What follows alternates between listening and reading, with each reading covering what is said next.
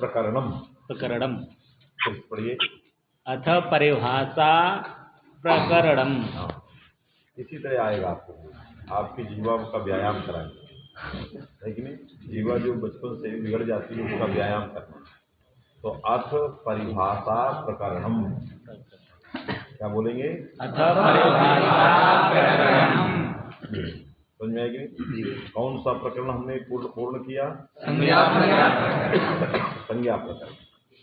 संज्ञा प्रकरण पूरा करने के बाद अब नया प्रकरण डॉक्टर दीक्षित बना रहे हैं, परिभाषाओं का प्रकरण। परिभाषाओं का प्रकरण, प्रकरण का अर्थ जानते हो? प्रकरण माने प्रक्रिया, अब प्रक्रिया माने ये तो फिट हो गए हैं, शास्त्रार्थ की कोटि समझ गए आप, है कि नहीं? अब पराजित नहीं होंगे। प्रकरण पूछे तो प्रक्रिया, प्रक्रिया पूछे तो यदि उसने पूछा कि और स्पष्ट बताइए, दोनों का अर्थ नहीं आ रहा, है कि नहीं? तब उसको कहिए कि अन्वाख्यान। क्या कहेंगे? अन्वाख्यान। प्रकरण माने प्रक्रिया, प्रक्रिया माने प्रकरण, और दोनों का और तीसरा अर्थ क्या होगा? अन्वाख्यान का भी सरल करना होगा, कथन। अन्वाख्यान माने कथन, परिभाषाओं का कथन कहेंगे, परिभाषाओं, है कि नहीं? तो परिभाषाओं का कथन या परिभाषाओं का संग्रह, उसी को संग्रह भी कहते हैं, है कि नहीं? जिसमें उद्देश्य हो, लक्षण हो, परीक्षा हो, उसको क्या कहते हैं? संग्रह। वही सब चीज है कि नहीं? तो ये कथन, अन्वाख्यान, प्रकरण, प्रक्रिया, ये सब संग्रह, ये सब उसी के पर्याय है। बात समझ आ गई? तो परिभाषाओं का माने संग्रह या उनका कथन, परिभाषाओं को कहेंगे, आएगी नहीं? परिभाषाएं कितने प्रकार की हैं? सूत्रात्मिका, ज्ञापक सिद्धांत, लोकन्याय सिद्धांत, सूत्रात्मिका, और वाचन की, सूत्र भिन्ना वाचन की, और सूत्र सम्मता। कितनी प्रकार की? ये सब आप सोच देखिए। पहले देखिए सूत्रात्मिका, क्योंकि सूत्र सबसे अच्छा है। सूत्रात्मिका परिभाषा। दूसरा ज्ञापक एवं न्याय सिद्धांत, ज्ञापक एवं न्याय सिद्धांत।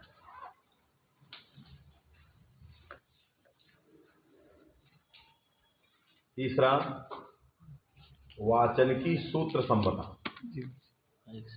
वाचन की सूत्र सम्मता, वाचन की सूत्र सम्मता, है कि नहीं? और सामान्यतया भी कह सकते हो वाचन की, नहीं सूत्र सम्मत तो भाष्य सम्मत हो सकती है कि नहीं? तो केवल वाचन की, वाचन की। तो पहला हो गया सूत्रात्मिका, ज्ञापक एवं लोकन्याय सिद्धांत, और सूत्र सम्मता वाचन की, भाष्य सम्मता च वाचन, है कि नहीं? तो इस तरह से परिभाषाएं हैं। इस प्रकरण में नाम लिखा परिभाषा प्रकरण, ये नहीं लिखा कि किस तरह की परिभाषाओं का आप संग्रह करने जा रहे हैं या कथन करने जा रहे हैं। सामान्य लिख दिया, परिभाषा सामान्य, सकल परिभाषा। हम सूत्रात्मिका परिभाषा भी का दिग्दर्शन करेंगे, हम सूत्र सम्मत परिभाषाओं का भी दिग्दर्शन करेंगे, हम ज्ञापक न्याय सिद्ध भी परिभाषाओं का यदि किंचित दिग्दर्शन करेंगे। पूरा का पूरा बताना तो फिर अलग ग्रंथ हो जाता है, लेकिन कुछ कुछ इस तरह का दिग्दर्शन मात्र करेंगे। कैसी? सूत्रात्मिका। समस्त परिभाषाओं में सूत्रात्मिका परिभाषाएं सर्वश्रेष्ठ हैं। जितनी परिभाषाएं हैं उनमें जो सूत्रात्मिका है, क्योंकि वो सब ऋषि प्रणीत है, ऋषि प्रोक्त है, तो साक्षात जो सूत्रात्मिका परिभाषाएं हैं वो सर्वश्रेष्ठा है कि नहीं? फिर इसके बाद लोकन्याय सिद्धा है, ज्ञापक सिद्धा है, या सूत्र सम्मता है। सूत्रात्मिका तो नहीं है, लेकिन क्या है? सूत्र, सूत्रकार से सम्मत है। सम्मति दो प्रकार की है, उनका सूत्र ही सीधे अर्थ निकाल दे, उनका सूत्र क्या करे? सीधे अर्थ निकाल। जैसे स्थानीय अंतरतम के में पढ़ते हो, यत्र अनेक विधमांतर्यम पढ़ते हो। ये परिभाषा स्थानीय अंतरतम का अर्थ है। जी। जो स्थानीय अंतरतम सूत्र है उसका क्या है? अर्थ है। ये परिभाषा क्या हुई? सूत्र सम्मता। स्थानीय अंतरतम का जो अर्थ है वही अर्थ, उस अर्थ का एक संस्कृत वाक्य।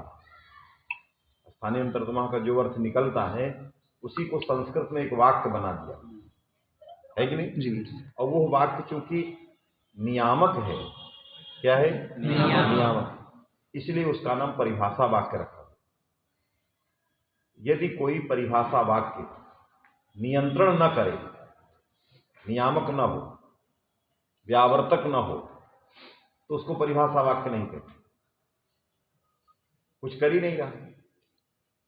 जैसे कोई बहुत बड़ी सभा बैठी हो, बहुत बड़े ऋषि महर्षि है कि नहीं, तमाम प्रकार के राजा बैठे हों और उसमें कोई 8 साल का बालक आ जाए और सब उठ के खड़े हो जाए।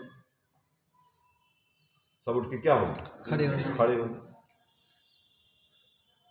बात समझे कि नहीं? तो इसका मतलब कुछ उसमें वैशिष्ट है, कुछ उसके अंदर नियंत्रण करने की अतिरिक्त क्षमता है। लेकिन क्यों कोई खड़ा हो? कोई क्यों खड़ा हो? बात समझे कि नहीं? तो इस प्रकार की जो परिभाषाएं हैं जो नियंत्रण विधि सूत्र को कर सकती है, यदि वो नियंत्रण करती हैं तब वो क्या है? परिभाषा वाक्य। तो सूत्र सम्मत परिभाषाएं हैं, जैसे षष्ठी स्थानीय योगा। षष्ठी स्थानीय योगा उसकी कोई जरूरत नहीं। कोई जरूरत है? कहोगे इका स्थानीय, ये अर्थ नहीं निकले। ये इका समीपे, इका कुछ निकलेगा, नहीं निकलेगा तो आची इका यण से आज ये तो निकलेगा। वास्तविक में इसी से काम चल जाता, वहां स्थानीय की जरूरत नहीं, क्योंकि हमें इक और यण को बताना है क्या संबंध है कि नहीं? इक और यण को बताना है। तो यण निवर्त्य है और इक निवर्तक। कैसा इक निवर्तक? कैसा इक निवर्तक है? अजब, सामान्य की नहीं। यदि अजब पूर्वत्व विशिष्ट इक होगा तो हटेगा, है कि नहीं? तो वहां क्या दिखाई देगा? किसका उच्चारण होगा? वहां पर यकार का उच्चारण होगा, यण का उच्चारण। तो कोई इसकी जरूरत नहीं थी। निवर्त निवर्तक भाव लोक सिद्ध है अन्यादेश स्थल। तो ये सूत्र क्या करता है? इसका एक नया अर्थ बनता है। मैंने निर्धारित संबंध विशेषता, इसकी इस अर्थ की कोई जरूरत नहीं, इसके लिए सूत्र ही नहीं। तो उसके लिए फिर तदंत विधि करते हो, षष्ठी बने षष्ठ्यंत, तो उससे क्या परिभाषा निकलती है? निर्दिष्ट मानस आदि ये निकलती है। ये षष्ठी स्थानीय योगा सूत्र का अर्थ है। इसलिए ये परिभाषा क्या हुई? सूत्र सम्मता होगी। हुई कि नहीं? तो अनेक यत्रानेक विधि, ये भी सूत्र सम्मता। षष्ठी स्थानीय योगा, ये भी सूत्र सम्मता। ऐसी बहुत सी, अभी जैसे आप स्वरूपों पढ़ रहे थे तो आप ही ने कहा कि भाई शब्द के दो चीज, पद के दो अर्थ होते हैं, अर्थ और उसकी आनपूर्वी। मैंने अर्थ विशिष्ट आनपूर्वी, अर्थात संभव हो तो अर्थ विशिष्ट आनपूर्वी का ही ग्रहण करिए। संभव हो तो क्या ग्रहण? अर्थ विशिष्ट आनपूर्वी। सभी जगह में संभव हो तो अर्थ विशिष्ट आनपूर्वी लीजिए, तो अर्थवान लीजिए। अर्थ विशिष्ट आनपूर्वी का मतलब क्या है? अर्थवान। जैसे हम कहेंगे ये धन विशिष्ट मनुष्य है तो क्या कहेंगे उसको? धनवान। उसी तरह ये आनपूर्वी अर्थ विशिष्ट है तो उसको क्या कहेंगे? अर्थवान। तो संभव हो तो अर्थवान लो तो क्या निकला? अनर्थक ना लो। समझेंगे? तो अनर्थक नहीं लिया जाता, संभव हो, क्योंकि कहीं कहीं अनर्थक लेना गले पतित है। जैसे इन हन पूषण अर्मणाम पढ़ते हो, वहां कुछ अनर्थक लिया जाता है, या अब तो संतस्त पढ़ते हो, वहां कुछ अनर्थक लिया जाता है। लेकिन ज्यादा से ज्यादा संभव हो तो क्या लेना है? अर्थवान। तो व्यावृत्ति किसकी हुई? अनर्थक। तो नियंत्रण आ गया। क्या आ गया? नियंत्रण। तो ये भी वाक्य परिभाषा, ये किसका अर्थ हो गया? स्वरूपम। तो ये परिभाषा क्या हुई? सूत्र सम्मता। ऐसी परिभाषाएं सूत्र सम्मता। इससे मेरा व्याख्यान है संपूर्णानंद में 26 तारीख को 7 बजे से। मैंने समय दिया है इसलिए कि 26 को यहाँ पाठ बंद रहेगा, गणतंत्र दिवस है। तो हमने चुन करके उनको कहा कि आप गणतंत्र दिवस के शाम को आप रख सकते। तो विषय हमने उनको दिया है अपवाद पदार्थ विमर्शन। अपवाद को बताने, अपवाद क्या है। उसी में परिभाषाएं आएंगी, सब कैसे कैसे परिभाषाएं हैं, कहाँ कहाँ अपवाद आए हैं, है कि नहीं, कहाँ कहाँ लिखा है अपवाद सिद्धांत कौमुदी में, कहाँ जैसे कि दीर्घोत तो गुणानाम अपवादः, तमाम कहते हैं ये फलानी अपवादः, वो क्या वस्तु है उसका सारा संकलन करके बताएं, एक संकलित चीज बताएं। जी आप लोग जुड़िएगा उसमें, बहुत अच्छा रहे। शाम को हम लिंक भेजेंगे, एक दो चार जगह जहाँ जिसके नंबर उसको लिंक देंगे। तो समझ बात आ गई। तो कितनी प्रकार की परिभाषाएं हुई? सूत्रात्मिका, जी फिर ज्ञापक न्याय सिद्ध, ज्ञापक न्याय सिद्धांत पढ़ोगे तो इसी में मिलेंगे ज्ञापक न्याय। जैसे आगे आएगी सिद्धम बहिरंगम अंतरंगे, आगे आपको मिलेगी। वो क्या है? लोक सिद्धा है और ज्ञापक सिद्धा भी। कहते हो बाहा ऊठ, सूत्र का ऊठ व्यर्थ पढ़ करके परिभाषा को ज्ञापित करता तो ज्ञापक सिद्धा। और लोक में आता है अंतरंग कार्य पहले होते हैं। जैसे आप अपनी बहन की शादी में जाएं और आप अपने 4 मित्रों को भी ले, तो मित्र हिचकिचाएगा डेहरी से उधर अंदर जाने, आप फट से चले जाओगे, पूछोगे नहीं, झोला रखाओगे,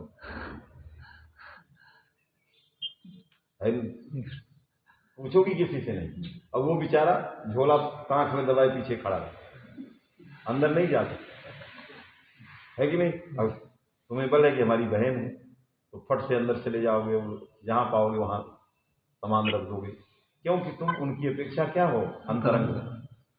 लेकिन तो ये लोक में भी देखा जाता है कि मनुष्य प्रातः उठता है, सबसे पहले अपने शारीरिक कार्य को करता है, फिर अपने सगे संबंधियों को करता है, फिर अपने मित्रों का काम करता है, फिर ग्रामीणों का, तो जैसा जैसा अंतरंग है वैसे वैसे करता है।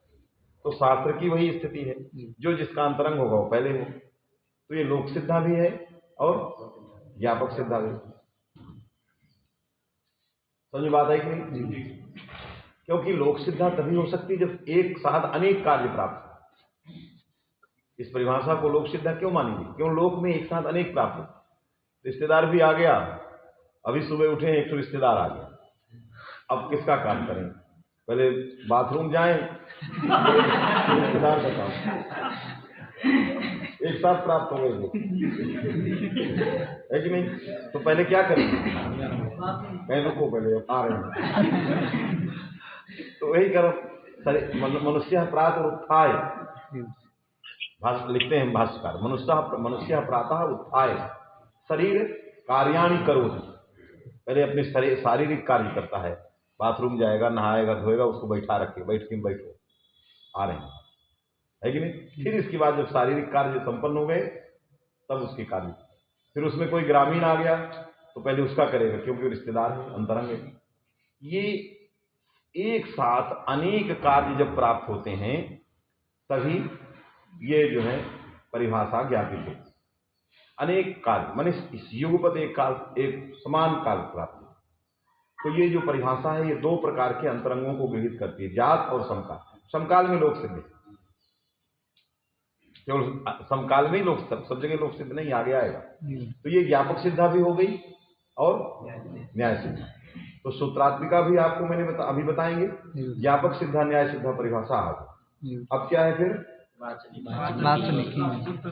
की आपको बताए, सूत्र सम्मता वाचन की, जैसे निर्दिष्ट मानस से आदि सूत्र सम्मत भी है वाचन की। केवल वाचन की भाष्य सम्मता, यस्मिन विहित तदादावल ग्रहण, ये सब क्या है? भाष्यकार ने एक वचन बना दिया है कि नहीं। जैसे यस्मिन विहित तदादावल ग्रहण, किसी सूत्र सम्मत नहीं, सूत्रकार ने ज्ञापित ही नहीं किया, न सूत्र सम्मत है, ये भाष्यकार के द्वारा एक वचन बनाया। तो इस तरह की परिभाषाएं होती हैं, ये पहचानने में आया। अभी ये जो वर्गीकरण है ये कहीं लिखा नहीं है, जो मैंने वर्गीकरण आपको बता रहा है कहीं लिखा नहीं। लेकिन जब हम परिभाषाओं को पढ़ते हैं तो हमें इनको ऐसे से नहीं कि जैसे हम कभी आप लोगों के बीच में रहते हैं तो हमें पता लगता है कि ये किस स्वभाव का है, ये किस स्वभाव का है, ये किस स्वभाव का, पता लगता है। धीरे धीरे आप और आपको भी हमारे विषय में पता लगता है। गुरु जी डांटते हैं, इस स्वभाव के हैं, गलत, किसी को अच्छा लगता है, वो समाज का नियम है, बात में कि नहीं। तो ये रहते इसी तरह परिभाषाओं के, सूत्रों के बीच में हम रहते हम जान जाते हैं ये सूत्र किस प्रकार का है। तो सूत्रात्मिका और ज्ञापक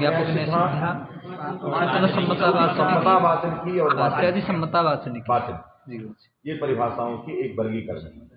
इन समस्त परिभाषाओं में श्रेष्ठतमा सूत्रात्मिका है कि नहीं, क्योंकि वो इधर उधर दाएं बाएं से नहीं आई है, सीधे आई है। है कि नहीं। वो सूत्रात्मिका वो बहुत प्रयास से नहीं आई, जैसे षष्ठ्यंतम अतः ये सब बहुत प्रयास से आता है कि नहीं, वो प्रयास से नहीं आई, वो सीधे आई। तो सूत्रात्मिका परिभाषाएं समस्त परिभाषाओं में श्रेष्ठतम है, समझ में आता है कि नहीं। और जब श्रेष्ठतम है तो उन्हीं परिभाषाओं का पहले निरूपण करेंगे। इस प्रकरण में सूत्रात्मिका जो परिभाषाएं हैं उनका निरूपण क्या करेंगे, पहले करें, सर्वप्रथम। और परिभाषाओं का लक्षण सामान्य रूप से यही है, अनिमे नियमकारी है कि अनिमे नियम कारणी माने कारित्व परिभाषा। जो अनियम में, अनियम का मतलब सूत्र विधि शास्त्र सब जगह प्राप्त हो, इष्ट में भी प्राप्त हो अनिष्ट में भी प्राप्त हो, तो इष्ट अनिष्ट सब जगह प्राप्त हो। जैसे इकोणिज शास्त्र है, वो पूर्व इक को भी कर सकता है, पर को भी कर सकता है कि नहीं। व्यवहित अच में भी करेगा, अब व्यवहित में भी करेगा, इष्ट में भी प्राप्त हो गया अनिष्ट में भी प्राप्त, बात में कि नहीं। पूर्विक रहेगा तब भी यण करे, पर रहेगा तब भी करे, व्यवहित अच रहेगा तब भी करेगा, अव्यवहित रहेगा तब भी करेगा। ये इस प्रकार का अनियंत्रण प्राप्त होने पर सूत्रात्मिका परिभाषा कौन आई, तस्मिन्। इसने नियंत्रित किया उसको कि पूर्व को ही पूर्व ही यण होगा, अव्यवहित अच ही लिया जाएगा, है कि नहीं। अव्यवहिते अच इत्येव पूर्वस्य इका इत्येव, माने पूर्व इक को ही यण होगा और अव्यवहित अच ही निमित्त कोटि में लिया जाएगा। तो अव्यवहित अच के रहने पर ही होगा, और पूर्वस्यैव अव्यवहितस्यैव न व्यवहितस्य न परस्य। ये अनियम को इष्टानिष्ट जो दोनों प्राप्त थे उसमें क्या किया, सूत्र को नियंत्रित कर। इसीलिए तस्मिन् को क्या कहेंगे, परिभाषा। सूत्रात्मिका परिभाषा का लक्षण चला गया, है कि नहीं। किसमें चला गया, परिभाषा। परिभाषा ऐसा आपको वृद्धिरेच में नहीं जाएगा, वृद्धिरादेश। देखो वृद्धिरेच कहाँ लगेगा, अवर्ण से एच पड़ेगा पूर्व पर के, तो ऐसा नहीं कि एच के बिना लग जाएगा, ऐसा तो नहीं ना कि जहां एच ना रहे वहां लग जाए, अवर्ण ना रहे वहां लग जाए, वो केवल वहीं लगेगा जो आकार से उत्तरेच रहे। तो इसका अनियंत्रण नहीं है, ये इष्ट में ही प्राप्त है। कहां प्राप्त है, इष्ट में। केवल कहां दिक्कत है इसमें, व्यावृत्ति नहीं करना, वृद्धि के अर्थ को बताना है बस। वृद्धि माने क्या, क्योंकि वहां वृद्धि का कोई अर्थ लिखा नहीं। आप कहोगे अवर्ण से एच रहने पर पूर्व पर के स्थान में वृद्धि होती है, तो विद्यार्थी को जिज्ञासा होगी वृद्धि माने क्या, वृद्धि किसको कहते हैं। लेकिन वो दैत्यारी में लग जाएगा, श्रीषा में लग जाएगा, ऐसा नहीं है। लगेगा कहां, कृष्णैकत्वम गंगौहा, यहीं लगेगा। बस इसमें इतनी अंतर पड़ेगा कि इसमें वृद्धि का अर्थ ज्ञान नहीं है कि नहीं, लेकिन अनियंत्रण नहीं है। तो अनियंत्रण को नियंत्रण करने वाला वृद्धिरादेश नहीं, इसलिए वो नियम, इसलिए वो परिभाषा सूत्र में परिभाषा सूत्र नहीं कह सकते, क्योंकि वो अनियंत्रण है ही नहीं, अनियम है ही नहीं जिससे नियम करे। वहां क्या है, वहां वृद्धि का अर्थ क्या है, सांकेतिक अर्थ क्या है, वृद्धि किस अर्थ में सत्य है, ये बात ही बताना।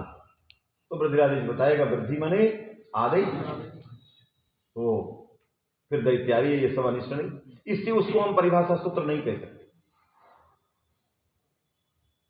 क्योंकि लक्षण नहीं जा रहा। और तस्मिन् को कह सकते क्योंकि लक्षण जा रहा, बात में कि नहीं। इसलिए सामान्य लक्षण है अनियमे नियमकारित्वम, विशेष लक्षण बहुत लंबा चौड़ा है कि नहीं, उसको आगे आएगा ही, इसलिए उसको नहीं बता रहे हैं, क्योंकि बहुत इसमें छोटे छोटे भी बच्चे हैं, इसे छोड़ दे रहे हैं, है कि नहीं। केवल सामान्य बात जानो, अनियमे नियमकारित्वम परिभाषात्वम, अनियम में नियम करने वाले वाक्य को परिभाषा कहते हैं। जो अनियम में नियम करे, जो विधि सूत्र इष्टानिष्ट सर्वत्र प्राप्त हो, है कि नहीं, उसको ये नियंत्रित कर दे, तो हम उसको क्या कहेंगे, परिभाषा वाक्य। समझ में बात आ गई जी। अब सूत्रात्मक परिभाषा में पहली परिभाषा वृद्धि और गुण से घटित है, इसलिए अन्य परिभाषाओं से अत्यंत श्रेष्ठ है। किससे घटित है? वृद्धि और गुण से। क्योंकि जितने अष्टाध्यायी में सूत्र हैं उनमें वृद्धिरादेश यदि गुण प्रथमोपात है, तो इन प्रथमोपात पदों से युक्त जो परिभाषा है वो अन्य परिभाषाओं की अपेक्षा क्या है? श्रेष्ठतमा है। इसलिए इन्हीं का निरूपण, इसी परिभाषा को पकड़ रहे। वास्तव में कि नहीं? सबसे पहले किसको पकड़े? इको गुण वृद्धि। इको गुण वृद्धि। इको गुण वृद्धि, इस परिभाषा को आया कि नहीं? इस परिभाषा सूत्र में दो पद हैं। पहला क्या है? इका किस विभक्ति का है? ये प्रथमांत है। किस विभक्ति का है? जैसे आपके पास कोई डिब्बा हो, उदाहरण, कोई क्या हो?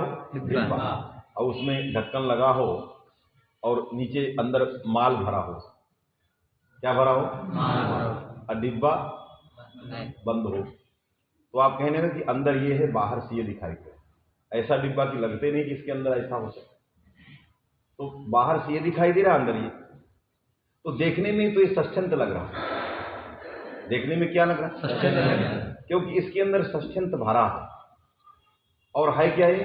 प्रथमांत है कि नहीं? तो इसको क्या कहोगे? जिसके अंदर षष्ठ्यंत हो और बाहर प्रथमांत हो, तो उसको क्या कहोगे? षष्ठ्यंतानुकरण प्रथमांत। क्या कहोगे? ये षष्ठ्यंतानुकरण प्रथमांत है, प्रथमांत। लेकिन ये किस प्रकार का शब्द अनुकरण किया गया? षष्ठ्यंत का। किस प्रकार का शब्द?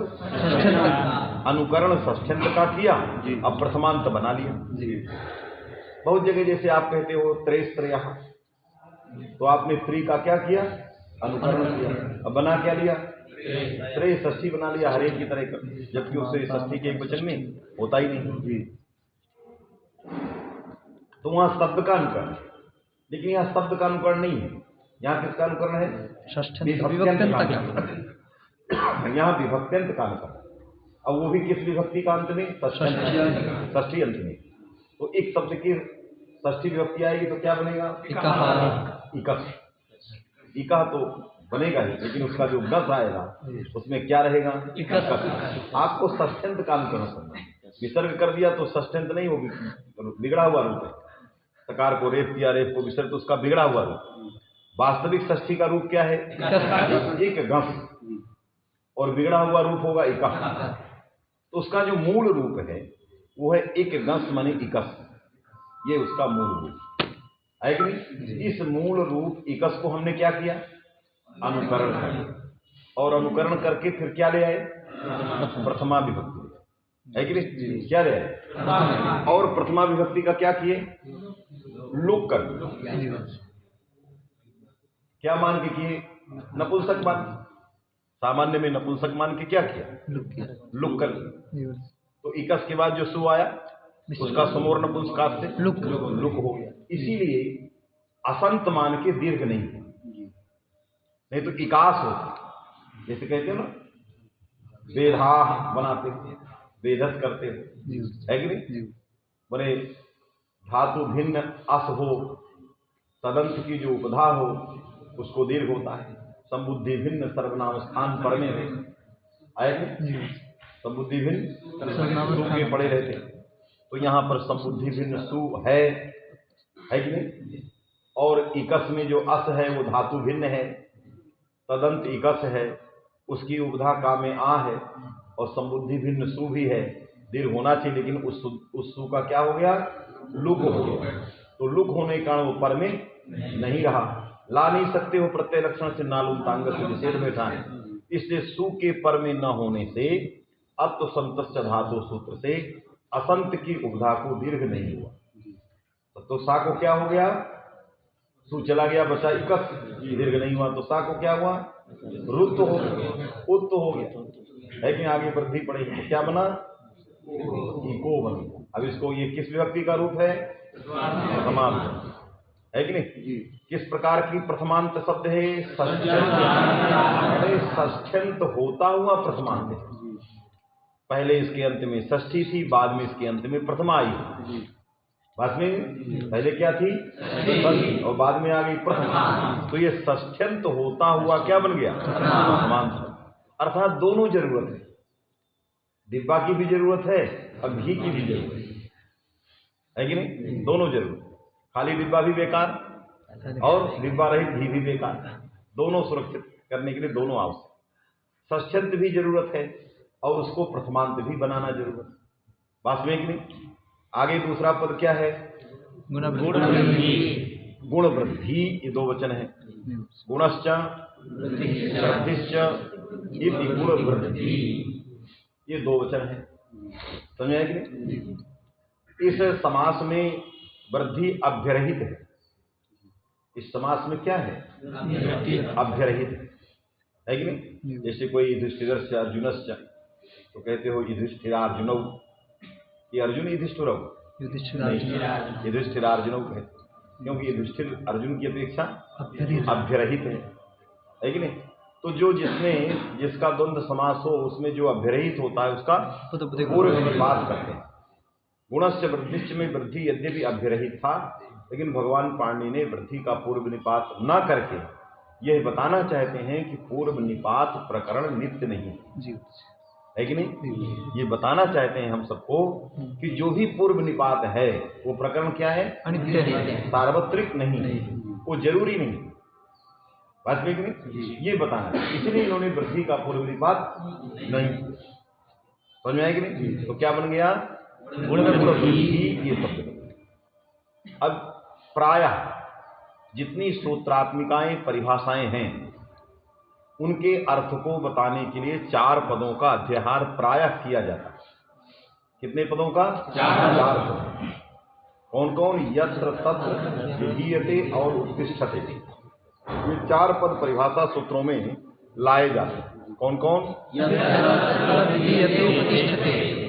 तत्र विधीयते और उत्तिष्ठते, है कि नहीं, ये लाए जाएंगे। कौन कौन? यत्र तत्र विधीयते और उत्तिष्ठते, इस प्रायः बहुत परिभाषा सूत्रों में लाए जाते ज्यादा, ये भी उसी तरह का है, इसलिए यहाँ यत्र भी लाएंगे, तत्र भी लाएंगे, है कि नहीं, विधीयते और उत्तिष्ठते लाएंगे।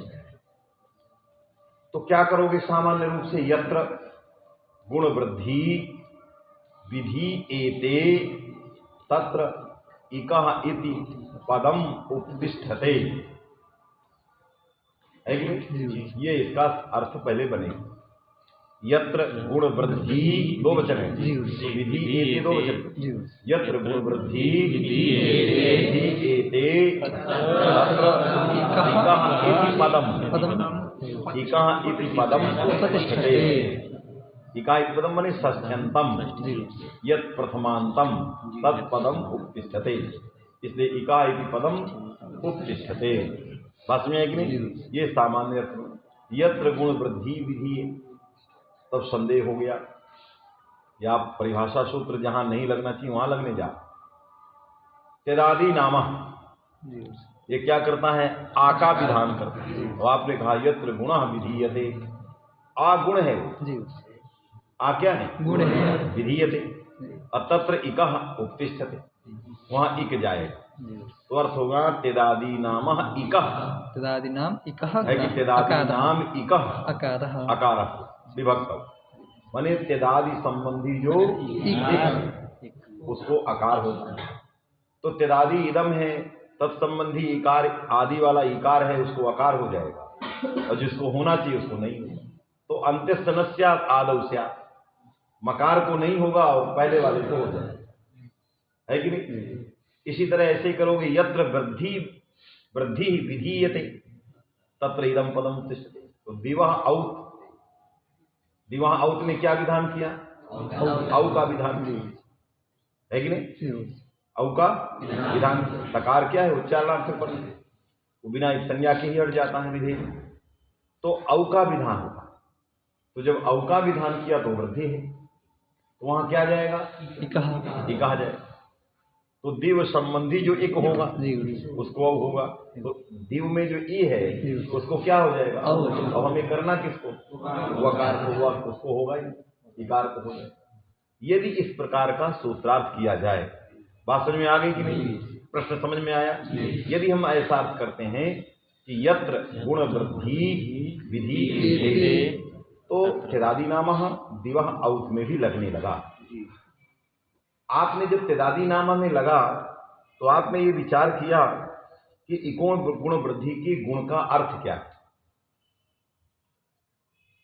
आपने विचार किया क्या गुण का अर्थ है? आ ए ओ, इसका मतलब ये संगी परक। इसका मतलब क्या है? क्योंकि गुण शब्द दो तरह के मिलते हैं। शास्त्र में गुण शब्द कितने प्रकार के मिलते हैं? दो प्रकार। समझ रहे हैं ना मेरी बात? इसलिए मैं आपको धीरे धीरे बता रहा हूं, बात को समझो। शास्त्र में अनुभव करो। ये शास्त्र में गुण शब्द कितने प्रकार का मिलता है? एक संगी परक, एक संज्ञा परक।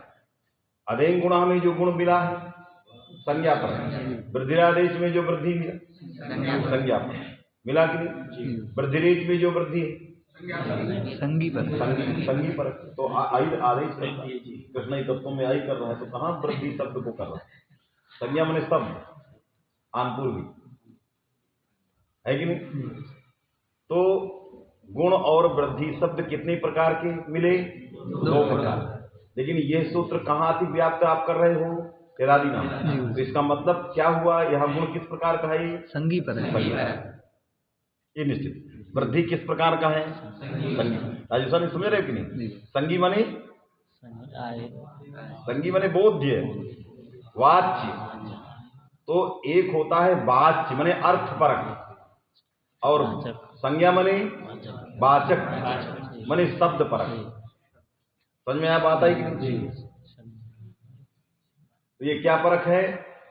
संगी परक, बोध्य परक, वाच्य परक माने गुण और वृद्धि का यहाँ अर्थ है अदेंग और आदेश।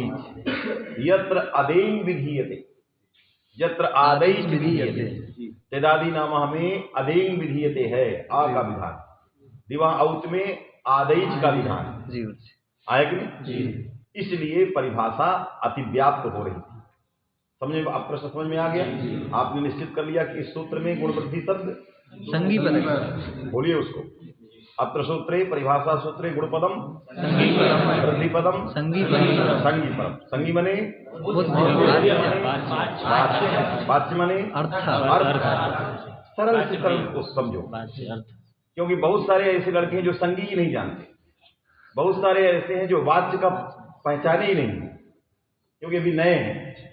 क्योंकि वो सारे शब्द जो है सुने हैं लेकिन उसको पहचाने नहीं, है कि नहीं? तो संगी मने वाच्य मने बुद्ध मने और संज्ञा मने वाचक, है कि नहीं? ये शब्द जिसको। तो अब बात समझ में आ गई। तो गुण शब्द का अर्थ यहाँ क्या है सूत्र में, परिभाषा सूत्र में? अदेंग। अरे जब अर्थ कर रहे हो अर्थ पर रखे तो उसको बोलो अदेंग। और वृद्धि का अर्थ क्या है? आदेश। अर्थात जहां पर जिस सूत्र में आ ए ओ का विधान होगा, आ आई औ का विधान होगा, वहां पर क्या जाएगा? यह षष्ठ्यंत होता हुआ प्रथमांत पद जाएगा, है कि नहीं? षष्ठ्यंत होता हुआ बात में कि नहीं? तो दोष आ गया, कहाँ आया? तेदादी नामा और दिवा औत में आ गया। इस दोष को हटाने के लिए भट्टोजी दीक्षित ने एक प्रकार का प्रयास किया, जो प्रयास वृत्ति में लिखा हुआ है कि नहीं? जो सूत्र में नहीं था और वृत्ति में लिखा है, तो इनका एक प्रयास है। समझे कि नहीं? जैसे इन्होंने प्रयास किया कोई और भी प्रयास कर सकता है। किसी का प्रयास टेढ़ा हो सकता है, किसी का प्रयास सरल हो सकता है। प्रयास हर व्यक्ति का वास्तविक नहीं। किसी के बताने और लिखने की शैली सरल हो सकती है और किसी की कठिन हो सकती है। कोई एकदम ऐसा बोलेगा समझे में नहीं, है कि नहीं? बहुत ऐसे हैं वक्ता, अच्छे हैं, वो बहुत जानते हैं, लेकिन बोलते हैं तो उनकी हम ही को समझ में नहीं, क्योंकि आपको क्या आता है ये नहीं जानना है। बोलते समय हमेशा हमें क्या आता है इससे मतलब नहीं होना चाहिए। हमें क्या चीज बस बोलनी है, कैसे बोलना है, जो आगे वाले को समझ में आएगा। क्योंकि वो हमको कहेगा कि बहुत अच्छा बोले, हम तो भड़भड़ ढोल की तरह न जाने कई घंटे, लेकिन उसको प्रमाण उससे लेना पड़ेगा। इसलिए हमेशा श्रोता को देख के जो बोलता है वही अच्छा वक्ता होता है, और जो श्रोता को देखता ही नहीं है वो अच्छा वक्ता नहीं है, क्योंकि अपना वैदुष्य दिखाएगा, उसको समझ में नहीं आएगा तो क्या करेगा, पता नहीं क्या बोले, पता नहीं, वो कहेगा कि पता नहीं ये क्या बोलते हैं, क्या कहेगा पता नहीं क्या बोलते। इसलिए हमेशा ये ध्यान दिया जाता है। मैं भी जो व्यक्तिगत हमें इकोनॉमिक्स भी बोलना होगा तो हम प्रारंभिक कौमुदी से ही शुरू करते हैं। हम जानते हैं कि पहले इनको धीरे धीरे जब तक ये समझेंगे नहीं, क्योंकि इनके चेहरे में प्रसन्नता आएगी जब ये रस जाएगा, और जाएगा ही नहीं तो हम क्या चिल्लाएंगे। हम उसमें वेदांत सुनाने लगे, उसमें व्याकरण की जगह और अंड बंड की चीजें डाल दें तो सब गड़बड़ा जाए, श्रोता भी नहीं। हम एक बार गंगा जी के रेत में के बीचों बीच एक वो बनी थी, वहाँ एक विद्वत सभा हुई बहुत पहले, जिसमें श्याम पराशर आए थे और हमें मंच संचालन मिला था। तो व्याकरण विषय को रखना था और संचालन पूरे सभा का था। उत्सर्गा अपवाद न्याय विचार विषय रखा गया था। उत्सर्ग और अपवाद क्या है, इसको रखने के लिए हमने शुरुआत की। किसी विद्वान ने कहा कि नहीं ये इस तरह का नहीं है, तो उसमें 4 लोग कहे कि आप सुनते ही नहीं है। तो मैंने कहा कि अब मैं आपसे निवेदन करता हूं कि आप इस विषय को रखें। अब वो मीमांसा, वेदांत, न्याय, लोगों ने कहा कुछ समझ में नहीं है कि व्याकरण का है क्या चीज, कुछ समझ में नहीं। अर्थात परिस्थिति देखना चाहिए कि यहाँ हम किस विषय को उठा रहे हैं और आगे मीमांसा का विचार होना है, क्योंकि कुछ न्याय ऐसे हैं जो मीमांसा और व्याकरण के मिले जुले, लेकिन हमें उससे कितनी चीज लेनी है जो व्याकरण से संबद्ध है, क्योंकि जो जिसका साथ जो विषय में वो बोलेगा अपना बोलेगा। हमें अपने विषय को ऐसे तरीके से रखना है कि अलग दिखाई दे, अलग नहीं, ये व्याकरण। फिर महाराज जी ने कहा कि पांडे जी आप उठाइए विषय स्पष्ट नहीं। फिर मैंने 45 मिनट में उत्सर्गा अपवाद को व्याकरण दिशा में उदाहरण पूर्वक रखा। तो पराशर जी उठ करके कहे कि अब मुझे समझ में आ गया, क्योंकि मैं व्याकरण में बिल्कुल नहीं जानता, लेकिन मुझे समझ में आया। तब से वो मुझे जानने लगे, जब मिलेंगे तो मिलते जरूर। तो कहने का मतलब है कि विषय तो बहुत गंभीर होते हैं, लेकिन आपको किस तरह से रखना है। बहुत लोग कथा करते हैं, लेकिन भरत चरित्र को कैसे रखना है ये कम लोग जानते हैं। जो रखना जानते हैं वही अच्छा लगता है। लिखा तो सब कुछ उसी में, क्रमबद्ध कैसे होना चाहिए, बात समझिए कि नहीं। इस सूत्र को बहुत लोग पढ़ाएंगे, कोई कहीं से शुरू करेगा, कोई कहीं से शुरू करेगा, लेकिन आपको रखना किस तरह से विद्यार्थी बैठा है, कैसे उसको समझाना। तो बात समझ में आ गई। तो आपने क्या समझा कि सूत्र में गुण शब्द है कि नहीं। इससे स्पष्ट ये लगा कि संज्ञा सूत्रों से इतर सूत्रों में यदि गुण और वृद्धि शब्द पढ़े गए हों तो अर्थपरक देखे जाते हैं। इससे ये लगा, जब आपने कहा कि इस सूत्र में पढ़ा गया गुण शब्द क्या है, अर्थपरक, और अदेंग गुणा में पढ़ा गया गुण शब्द शब्दपरक। जब इधर अर्थपरक शब्द किए तो उधर वही प्रयोग कर, फिर वो विस्मृत संशय में पड़ जाएगा। समान प्रकार के शब्द चुनना पड़ता है कि नहीं। इसलिए गुरुजी कहते थे कि जब मैं बोलता हूं तो इतने शब्द आते हैं कि मुझे दबाना पड़ता है। अब ठीक नहीं, दूसरा नहीं, हम आश्चर्य में थे कि इतना हम लोगों को बोलने में शब्द खोजना है। वो कहते थे यगंत, यगुडुगंत, सनंत सारी क्रियाएं आती हैं, तो मैं हटा देता हूं, तुम ठीक नहीं हो, तुम आओ। ये बाइबल जो मध्यमा में पढ़ाते इतना अच्छा संस्कृत बोलते, बात समझे कि नहीं। तो हम लोगों ने क्या देखा कि इस सूत्र में पढ़ा गया गुण जो शब्द है वो अर्थपरक है, और अदेंग गुणा में पढ़ा गया गुण शब्द। इसका मतलब हमने अनुमान लगाया कि संज्ञा सूत्रों से भिन्न सूत्रों में पढ़े गए जो संज्ञावाचक संज्ञा शब्द होते हैं वो क्या परक होते हैं, ये देख लिया। इस व्यवहार से हमने जाना कि संज्ञा सूत्रों से इतर जो सूत्र हैं, भिन्न जो सूत्र हैं, उन सूत्रों में यदि कोई गुण वृद्धि पद आते हैं तो वो क्या परक हो जाते हैं, अर्थपरक। ऐसा हमने देखा, बात में कि नहीं। माने संज्ञा सूत्रात इतर सूत्रों में पढ़े गए शब्द, अभी वो अनुवृत्ति नहीं, वो बोलना ही नहीं, जो इसमें देखें वो बात करनी, बात में कि नहीं। संज्ञा सूत्रों से इतर सूत्रों में पढ़े गए जो शब्द, संज्ञा शब्द, वो अर्थ परक देखे जाते हैं। जैसे वृद्धिरादेश से इतर सूत्र वृद्धिरेति था, उसमें वृद्धि अर्थ परक देखा गया। अधिक गुणा से भिन्न सूत्र था परिभाषा सूत्र, इसमें गुण वृद्धि शब्द अर्थ परक देखे गए। ये देख करके हम लोगों ने एक निश्चय कर लिया, बात में कि नहीं, कि ऐसा होता है। लेकिन अतिव्याप्ति थी तिदादी नामा दिवा औत की, तो उसको हटाने के लिए दीक्षित जी ने वृत्ति में कुछ प्रयास किया, मैंने वृत्ति को कुछ बढ़ाया, जो सूत्र में नहीं थी लेकिन वृत्ति लंबी चौड़ी बनाया। उन्होंने क्या लिखा, गुण वृद्धि शब्दाभ्याम, ये जो ये सूत्र में नहीं, वृत्ति में दो बार गुण वृद्धि आ गया। पहला तृतीय आया गुण वृद्धि शब्दाभ्याम, गुण वृद्धि विधीयते, तो हम लोग इतना ही सूत्र में था कि गुण वृद्धि पढ़ा गया, यत्र गुण वृद्धि विधीयते तत्र इकाह इत्याकारकम षष्ठ्यंतम पदम प्रतिष्ठते। लेकिन गुण वृद्धि शब्दाभ्याम, ये शब्दाभ्याम कहां से दीक्षित जी ने पकड़ा? इतनी बड़ी योजना, इतनी बड़ी वाक्य योजना, जो सूत्र में वाक्य योजना उपात्र नहीं है, और इन्होंने इतनी बड़ी वाक्य योजना बनाई। तो बात समझे कि नहीं? इस वाक्य योजना को बनाने के लिए उन्होंने अनुवृत्ति किया। क्या किया? अनुवृत्ति किया। कहां से? अदेन गुणा से गुण लाए, क्योंकि पहला सूत्र वृद्धिरादेश, दूसरा अदेन गुणा, तीसरा बिल्कुल उसके तीसरे नंबर पे अल्लाह ना हमें वृद्धि और गुण दोनों है, तो अनुवृत्ति लाने में कोई समस्या ही नहीं, बात में कि नहीं। तो वृद्धिरादेश का वृद्धि आया, अदेन गुणा से गुण आया, और यहां जब आए वहां प्रथमांत थे, वहां क्या थे? और यहां क्या थे? तृतीयांत। क्यों बदला?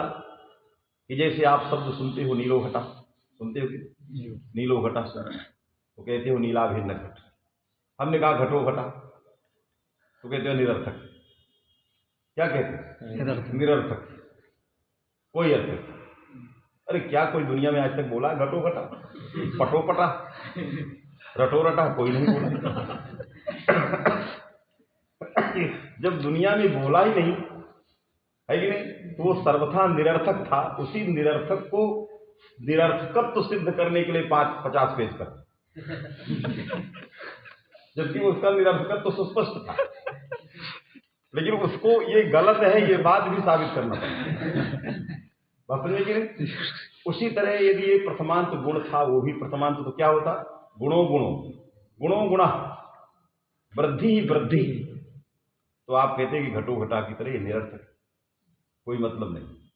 गुणों गुणा, वृद्धि ही वृद्धि, क्या अन्वय कर, बात में कि नहीं। इसलिए अन्वय बनाने के लिए क्या किया? तृतीयांत में ले गए, गुणेन गुणा वृद्ध्या वृद्धि, ये बात में कि नहीं। तृतीया विभक्ति आई तो किससे आई? तो तृतीया विभक्ति आई प्रकृत्यादिभ्यः उपसंख्यान, वो आकृति गण। प्रकृत्यादि जो गण है वो क्या है? आकृति गण मान करके इसमें कौन विभक्ति आ गई? और वो तृतीया विभक्ति उपपद है। क्या है? उपपद है। उपपद विभक्तियों का अर्थ क्या है? संबंध। उपपद विभक्तियों का क्या अर्थ है? संबंध। जितनी उपपद विभक्तियां हैं सबका अर्थ क्या है? संबंध। उपपद विभक्ति नाम संबंधो था, उपपद विभक्तियों का अर्थ संबंध है। जैसे आपने कहा प्रकृत्या चारु है, प्रकृत्या स्वभाव से ये चारु है कि नहीं। चारु का अर्थ होता है चारुत्व विशिष्ट। चारु बने चारुत्व विशिष्ट। चारु का हिंदी क्या होगा? है चंचल है, स्वभाव से चंचल है। स्वभाव से कोई सुंदर नहीं, शरीर से सुंदर हो सकता। यदि हम कहें कि स्वभाव से बड़ा सुंदर, भोजन अच्छा लगा, बहुत सुंदर है, बहुत स्वादिष्ट है, वो कहना चाहिए। जो लोग कहते बहुत सुंदर है, वो क्या सुंदर है? बहुत स्वादिष्ट है। वहां सुंदर शब्द स्वादिष्ट में लाक्षणिक है। तो चारु बने मनोहर नहीं, चारु बने स्वभाव से चंचल है कि नहीं? ये स्वभावतः चंचल है। शरीर से बपुषा सुंदर होते ही, शरीर से सुंदर है और स्वभाव से चंचल। बपुषा मनोहरा और प्रकृत्या चारु। उस चारु के अंदर जो चारुता है, वो चारुता किससे जानी जाती है? इसके अंदर ये बहुत चंचल है, इसके अंदर जो चांचल्य है वो कौन बताता है? प्रकृति। प्रकृति बताती है। जी तो प्रकृति क्या है? ज्ञापक है। और ये क्या है? ज्ञाप्य। तो कहते हो ना, प्रकृति ज्ञाप्य चारुत्वम तद्वान, ये बोध करके वही लिखा हुआ है। ये सिद्धांत कौमुदी का मूले टीका में वहीं कहीं लिखा हुआ, प्रकृति विशिष्ट चारुत्वान। तो प्रकृति विशिष्ट जो चारुत्व, उसमें जो विभक्ति का अर्थ क्या हुआ? ज्ञाप्य। क्या अर्थ हुआ?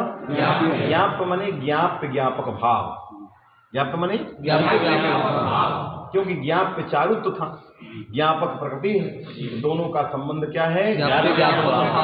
अर्थात निश्चित हुआ कि तृतीय विभक्तियों का अर्थ जो होता है संबंध होता है कि उपपत्ति। यहाँ कहीं कहीं इसी सूत्र से, इसी वार्तिक से या प्रकृत्या विद्या से आने वाली विभक्ति का अभेद भी अर्थ हो जाए। कुछ ऐसे उसमें उदाहरण हैं, आप पूरे उदाहरण देखोगे तो वहां कहीं कहीं लिख दिया यहाँ तृतीया विभक्ति अभेद में, इसमें इसलिए प्रकृत्या विद्या से आने वाली तृतीया विभक्ति में समान वचनकत्व विभक्तिकत्व कारण नहीं है।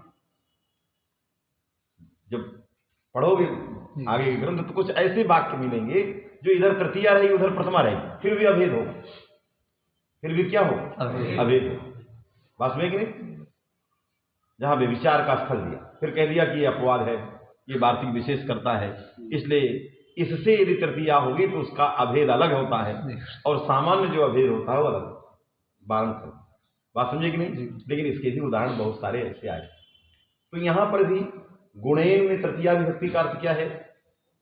जो दूसरे गुण के साथ, दूसरा गुण क्या है? अर्थ। पहला गुण क्या है?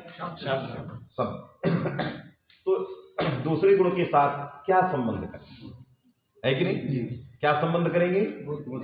हैं? स्वप्रयोज्यत। क्या करेंगे? बोध तो वहां हो गया, कहां? अदेंग गुणा। अदेंग गुणा ने वहां बोध बोधक निश्चित कर दिया, उसको नहीं बनाना, पिष्ट पेषण हो जाएगा। बात में कि नहीं? अदेंग गुणा में गुण बोधक और अदेंग बोध्य है, वो निश्चित हो गए। यहां पर क्या होगा? प्रयोज्यत। बात में कि नहीं? जैसे ये घड़ा है और ये जो है ये मिट्टी का घड़ा है और ये शब्द है अयं घटा। मैंने बोला अयं घटा, ये मिट्टी का कम्बुग्रीवादमान घड़ा रखा है और इसको बताने वाला कौन? शब्द है। ये जो है इससे प्रयोज्य है कि नहीं? इससे कहेंगे घट पद प्रयोज्य। कम्बुग्रीवाद मान अर्थ। ये जो कम्बुग्रीवाद मान अर्थ है, ये घट शब्द से क्या है? प्रयोज्य। जन्य को भी कहते हैं, जन्य जन्य को भी कहते हैं, वह साधारण।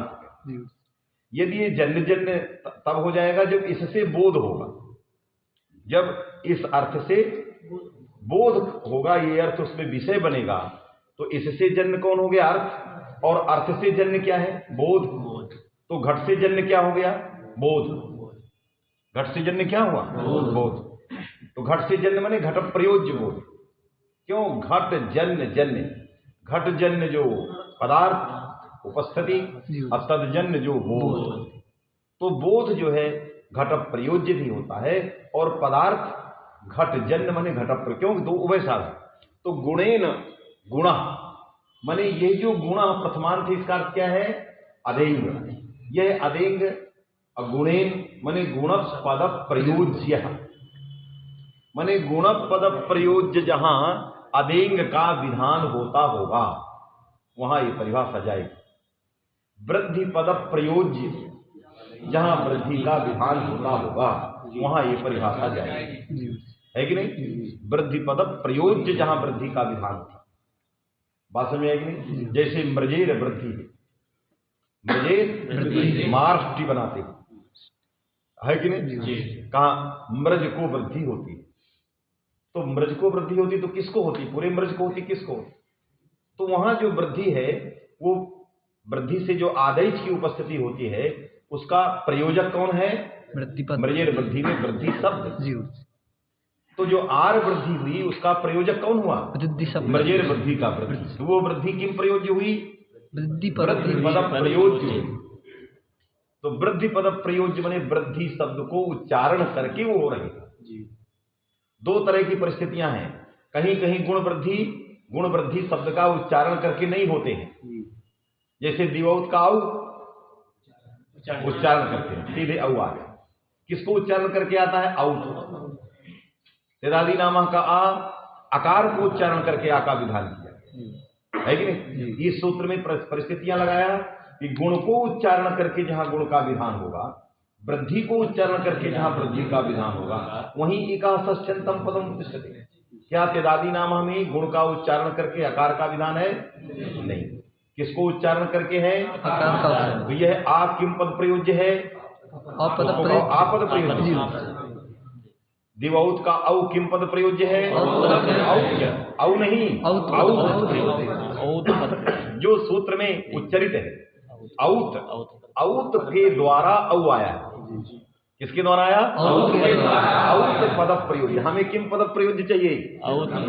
हमें वृद्धि पद। ये किम पद प्रयोज्य है, इसलिए ये परिभाषा नहीं गई। अतः परिभाषा में तेदादी नामा में गई, दिवह औत में गई। अतः किसी भी प्रकार की कोई अतिव्याप्ति नहीं। तो इस योजना से पूर्व सूत्रों से ला करके तृतीयांत बदल करके और इस प्रकार का जो योजना बनाया, इस योजना के अनुसार ये अर्थ बना दिया कि गुणेन गुणः माने गुण वृद्धि शब्दाभ्याम, है कि नहीं? माने गुण और वृद्धि शब्दों से, माने शब्दों का उच्चारण करके, है कि नहीं? जहां गुण और वृद्धि का विधान होता है वहां ये परिभाषा जाती है। ये एक प्रकार की इस प्रकार की योजना बनाई गई है कि नहीं? इस योजना को कुछ लोगों को बर्दाश्त नहीं हुआ, है कि नहीं? बहुत अच्छा काम करोगे तो किसी को नहीं बर्दाश्त होगा। जैसे एक आदमी एक से बहुत चिढ़ता था, एक व्यक्ति बहुत चिढ़ता था, इतना चिढ़े कि जिसकी सीमा नहीं, दोनों अगल बगल रहते। तो जिससे वो चिढ़ता था उसकी अकाल मृत्यु हो गई और काशी में ले आए। हम लोग विद्यार्थी थे, उनका संस्कार हुआ। अब संजोग से बड़े परिचित थे तो उनके गांव भी चले गए। त्रयोदशाह में कुछ विद्यार्थी बहुत अच्छे थे, चले गए। तो वहां सब इकट्ठा हुए, सब लोग बड़ी प्रशंसा कर रहे थे, काशी में मृत्यु हुई, मुक्ति हो गई। जो चिढ़ता था उसको बर्दाश्त नहीं। तो सुनते सुनते उसने क्या जवाब दिया? पुराणों के अनुसार मुक्ति हुई। जब लोग कहे कि मुक्ति हो गई तो कहा पुराणों के अनुसार। पुराण में लिखा हो गई पर इसकी थोड़ी हो। पुराण में आप पढ़े हैं कि काशी में मरने से मुक्ति होगी तो पढ़ते रहिए, प्रैक्टिकल करिए, इसकी नहीं हो सकती। तब हमें लगा कि बहुत चिंता है। तो किसी की चिड़ इतनी तगड़ी होती है कि आप कितना अच्छा करिए वो कहेगा ठीक नहीं, क्योंकि वो तपस्वी नहीं है, उसको बर्दाश्त नहीं। बर्दाश्त उसी को होगा, सहिष्णुता उसी को होगी जो तप करता हो, साधना करता हो। तो इस सबसे पाखंड में नहीं रहती, वो तर्क वितर्क में नहीं रहती, है कि नहीं? तो वो ऐसे न सहनती। इस योजना में ये कुछ लोग थे कि क्या अनुवृत्ति लाओगे, कैसे बनाए सब। ये योजना अच्छी कम है। क्यों? क्या युक्ति थी कि ये जो सूत्र में पढ़ा गया जो गुण है, एको गुण वृद्धि में जो अर्थ परक, हम इसी को शब्द परक माने? क्या युक्ति? आपने कोई युक्ति तो नहीं, है कि नहीं? आपने कह दिया कि इस सूत्र में पढ़ा गया गुण वृद्धि शब्द अर्थ, संज्ञा सूत्र से अन्यत्र पढ़ा गया गुण वृद्धि शब्द अर्थ, ये आपने कह दिया। लेकिन युक्ति क्या है? वास्तव में कि नहीं कि आपने इसको अर्थ परक माना, लाए हुए को शब्द परक माना, शब्द और अर्थ को तृतीयांत करके आप उपस्थापक संबंध बना लिए। ये तो आप लक्ष्य को देख करके सब बना रहे हैं। युक्ति क्या है? हम इसी को शब्द परक मान लें, बात समझे कि नहीं? तो शब्द परक यदि इसको मान लें तो इसको रखने की जरूरत है। यदि इस सूत्र में गुण वृद्धि को शब्द परक मान लें तो फिर गुण वृद्धि शब्द को रखने की जरूरत है, क्योंकि पूर्व में इसके पहले जो 2 सूत्र हैं उसमें शब्द परक थे ही और इसमें आ ही जाते, तो फिर तीसरे सूत्र में पढ़ने की क्या जरूरत थी जब उसी प्रकार के होते। समझा कि नहीं? यदि उसी प्रकार के होते तो स्वतः आके उसी प्रकार आ जाते, इसमें क्यों इतना बड़ा द्रविड़ प्राणायाम करने की जरूरत थी? सूत्र बना देती इका, बस वृद्धिरादे अदेन गुण इका उत्कृष्ट दे, अब पीछे से ले आते गुण वृद्धि। तो इतना रखा है, इसका मतलब उससे कुछ भिन्नार्थ को बताने के लिए। बात समझ नहीं? भिन्नार्थ क्या होगा? भिन्नार्थ ये होगा कि गुण शब्द ही बता देगा किसको? गुणेन गुणः अर्थ को। यदि सामान्य गुण परख रखना होता तो अनुवृत्ति से काम चल जाता। बात में कि नहीं? इसका मतलब ये सामान्य परख, ये विशेष बात को बताएंगे। क्या विशेष बात बताएंगे? गुण शब्द क्या बताएगा? गुणेन गुणः। जैसे यदि गंगा का अर्थ जल प्रवाह ही मानना होता तो घोषा रखते ही नहीं वहां। बात में कि नहीं? गंगायम मीना रखते, नीरा रख देते। यदि गंगा का अर्थ जल प्रवाही बताना होता तो क्या कहते? गंगायम मीना, मीनम या नीरा, कुछ ऐसे रखे। क्यों घोषा रखा? इसका मतलब घोष के सानिध्य रख करके गंगा का अर्थ कुछ भिन्न बताना चाहते हैं। बात समझ नहीं? उसी तरह यदि सामान्य अर्थ बताना होता तो गुण वृद्धि रखते ही नहीं। इसका मतलब उससे कुछ भिन्न बताना चाहिए। वो भिन्न क्या है? गुणेन गुणः। स्वयं इसी का अर्थ है। अनुवृत्ति लाने की आवश्यकता नहीं, इतनी बड़ी योजना बनाने की आवश्यकता है ही नहीं। केवल स्वयं इको गुण वृद्धि के गुण वृद्धि का ही अर्थ है। अनुवृत्ति लाइए, तृतीया में बदलिए, फिर तृतीया विभक्ति का अर्थ करिए, ये सब करने की आवश्यकता नहीं। गुण वृद्धि में गुण पदस्य कोर्थः गुण पदम उच्चार्य यत्र विधान गुणस्य वृद्धि पदम उच्चार्य यत्र वृद्धे विधान, इन्हीं का अतिरिक्त अनुवृत्ति लाना, तृतीया विभक्ति करना, ये सब करने की आवश्यकता नहीं है। ये जो किया गया क्या है?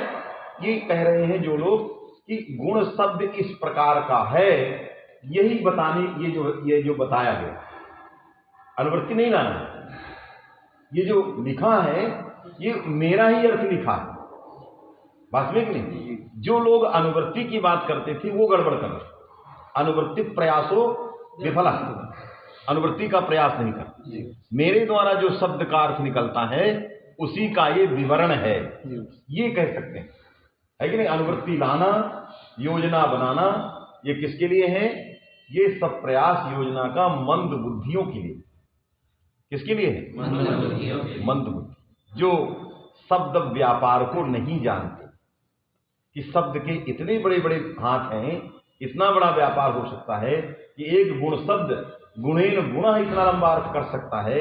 इस व्यापार को जो नहीं जानते, गंगा का इतना बड़ा अर्थ हो सकता है कि जब जो कभी सोचा ना हो तट, है कि नहीं?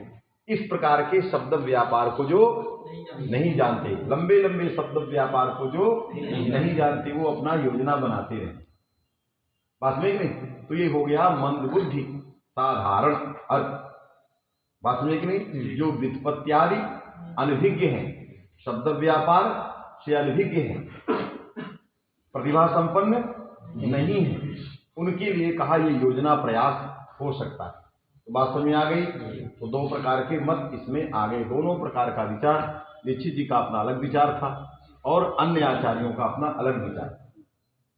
अब आप प्रश्न करोगे, पूछोगे किसी से कि षष्ठ्यंत ही रख देते, प्रथमांत कौन सी रखने की जरूरत है? या प्रथमांत ही रख देते, षष्ठ्यंत रखने की क्या जरूरत है? समझ में आया कि नहीं? क्या रख देते? प्रथमांत या षष्ठ्यंत, दो में से एक। षष्ठ्यंत पूर्वक प्रथमांत, ये क्या मतलब? बात में कि नहीं? तो पहले समझना है कि षष्ठ्यंत क्यों रखा, षष्ठ्यंत क्यों रखा। तो तो षष्ठ्यंत इसलिए रखा कि जब सार्वधातु कार्धातु कयोः में ये सूत्र के द्वारा इक जाएगा, वहां गुण का विधान है। सार्वधातु कार्धातु का विहित पूर्वत्व विशिष्टस्य अंगस्य गुणः, उसमें ये परिभाषा गुण से गुण शब्देन गुण का विधान वहां हो रहा है। इस परिभाषा से क्या जाएगा?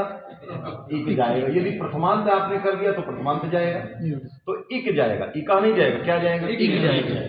इस इक प्रथमांत का अंगस्य के साथ अनन्वय हो जाएगा, क्योंकि वो षष्ठ्यंत है और ये क्या है? प्रथमांत है।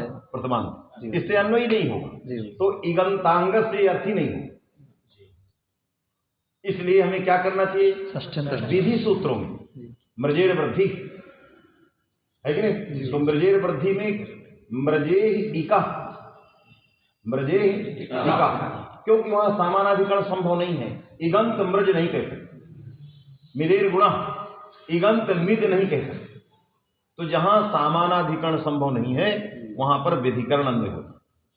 तो मिद को गुण होता है, मैंने मिदेर अवयवस्य इका, तो इका षष्ठी जाएगी, तभी ना इक के स्थान में गुण होगा।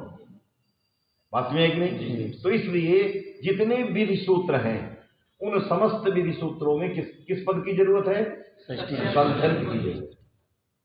इसलिए षष्ठ्यंत तो बहुत अनिवार्य है, नहीं तो जितने गुण वृद्धि विधान करने वाले सूत्र हैं अनन्वयात उन विधि सूत्रों का वाक्यार्थबोध नहीं होगा। अब प्रथमांत की क्यों जरूरत है? कहा इसी सूत्र का वाक्यार्थबोध नहीं। यदि इसमें प्रथमांत नहीं रखोगे तो गुण वृद्धि और इक इनका अन्वय करना है। वास्तव में क्या करना है? क्योंकि इक इति पदम, इका इति पदम उपतिष्ठते। वास्तव में कि नहीं? तो पदम से क्या पक्ष है? पदोपस्थिति। उस पदम के साथ किसका अन्वय है? इक का। पदम के साथ किसका अन्वय है? इक का। बात में कि नहीं? तो समानाधिकरण अन्वय करने के लिए पदम के साथ समानाधिकरणेन अन्वय करने के लिए इक इत्याकारकम पदम, माने इक इत्याकारकम अभिन्नम पदम। बात में कि नहीं? तो पद प्रथमांत था और इक षष्ठ्यंत होता, तो षष्ठ्यंत इका का पदम के साथ समानाधिकरणेन अन्वय नहीं होता, तब कहना पड़ता इका पदस्य। तब क्या करना पड़ता है? यत्र गुण वृद्धि विधि एते तत्र इका पदस्य, इस प्रकार का अर्थ। बात में कि नहीं? क्योंकि गुण वृद्धि भी प्रथमांत है और इका इत्याकारक पद भी प्रथमांत है।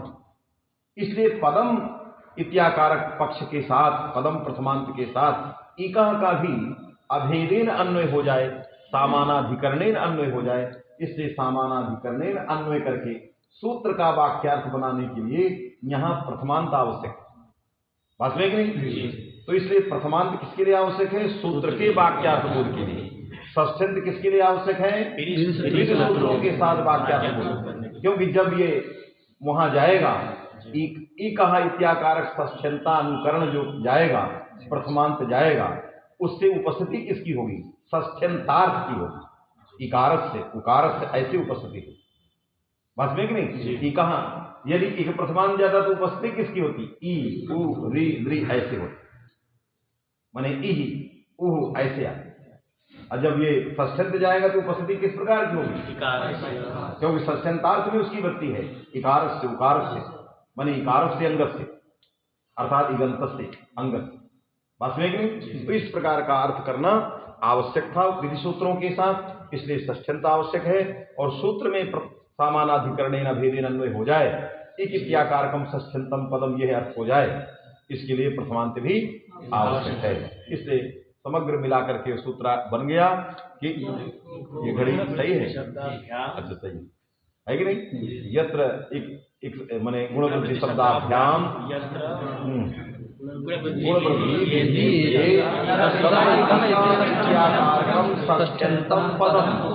पदम प्रथमांत है, षष्ठी अंत में तदभिन्न जो पद है कि नहीं? सादृशम पदम उपतिष्ठते, ऐसा पद होता।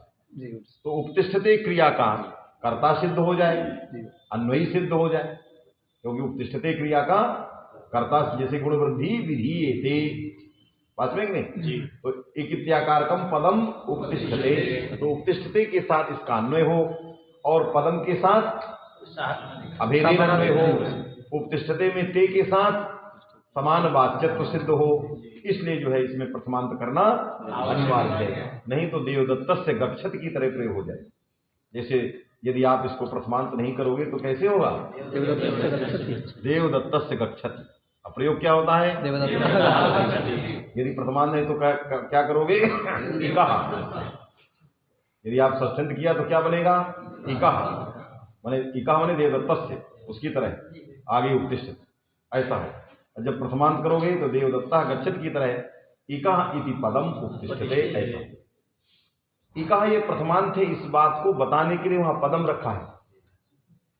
और दूसरा पदोपस्थिति पक्ष का सूचक है।